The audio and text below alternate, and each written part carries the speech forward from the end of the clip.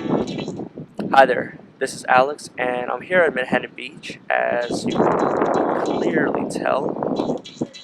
And what I want to talk to you about is two separate pages from two separate books.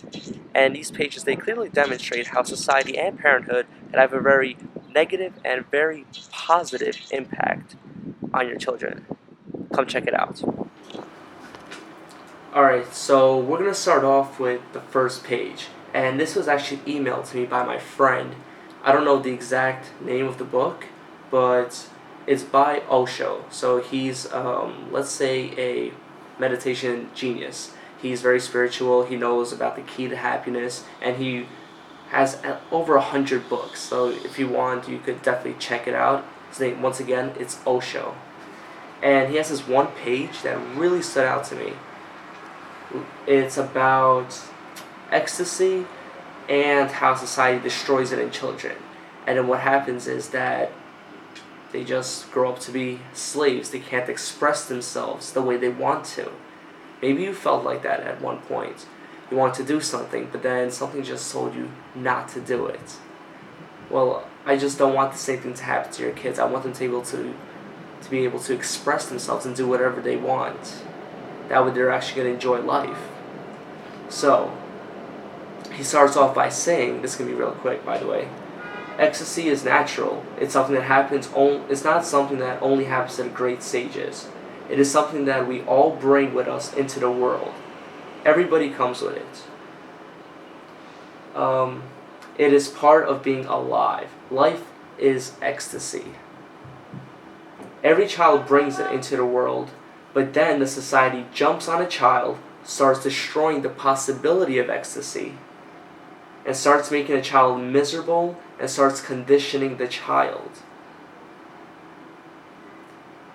So this is already very powerful stuff, as you could tell. Every child is born one way. You can't judge a 5-year-old. If you judge a 5-year-old, they're not going to care. They're just going to do whatever 5-year-olds do. It's only later where they start developing the ego. And then when somebody judges them, they kind of feel maybe embarrassed or humiliated. This is only happening because people are given these rules and they have to abide by those rules. So this is society's rules. And if you're not able to fully express yourself, you're going to be miserable. And this is what he's talking about. You should be able to express yourself. You can't have everything blocking off that creativity, because then that leads to misery. So he goes back to saying, you cannot control an ecstatic person. It is impossible. You can only control a miserable person. An ecstatic person is bound to be free. Ecstasy is freedom. So once again, it's very easy to control somebody who's miserable.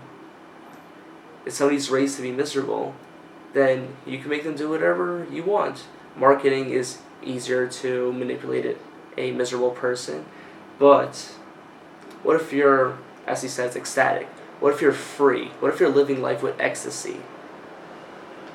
Wouldn't that be so much easier? You can just do whatever you want without caring what people think and actually be happy. I don't mean be homeless or, be a starving artist, because that doesn't really lead to happiness. But actually doing what you love and not caring about what other people think. But it's tough because society stops you from doing those things that you really want to do. And trust me, it's not only society, it's also family. You tell your kid, don't do this, don't do that, even though that's what they need to grow.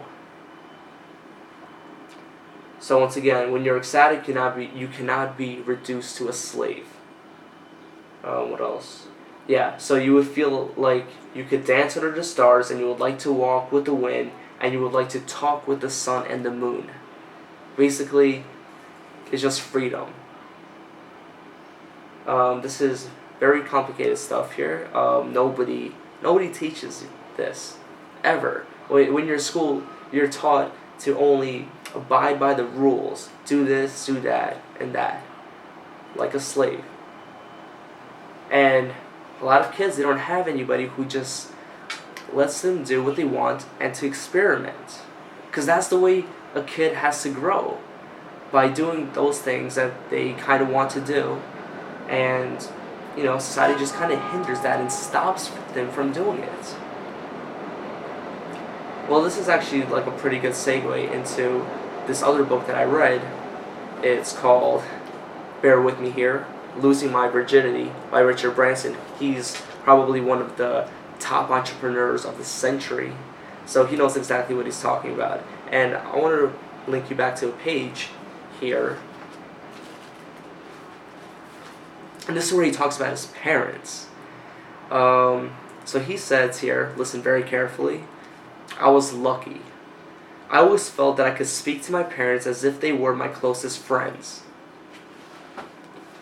At about this time, I noticed that a good many of my friends stopped confiding in their parents, but I never felt embarrassed or rebellious towards mine, so he always felt comfortable with them. Well, why is that?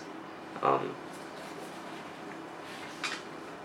there's actually like a bit of information here, and I like to keep my videos short because I know that all you guys are pretty busy. So I'm going to stop it here. I'll talk about this in the next blog post, so just be ready for that. This is really good stuff. I want you to see this. And also, just check out the contact bar or the services bar where you could check out the art classes. So we have free classes and we have paid classes. The paid classes, we're not scheduling those yet. That's a bit later. But the free classes, you could sign up for those. There's a form underneath. Just sign up, and they're pretty advanced classes. They could really help your child, especially if they love art. Anyway, I'm signing off. If you're not subscribed to the newsletter, subscribe right now. You get a free ebook with that. So yeah, thank you for watching.